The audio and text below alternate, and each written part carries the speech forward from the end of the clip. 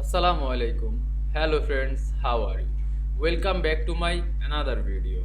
In this video, I am going to show you how to adjust picture brightness in Microsoft PowerPoint. Let's get started. At first, you have to click New Slide drop down menu, then create a blank slide. Then go to Insert menu and click this picture drop down menu. Now select this device. Now go to your picture file location and select a picture. Now click insert. Now select this picture and go to picture format menu, then click picture format drop down menu, then click picture. Now you can adjust brightness here, increase or decrease what you want. You can see I adjust picture brightness very easily. I hope you enjoyed my video.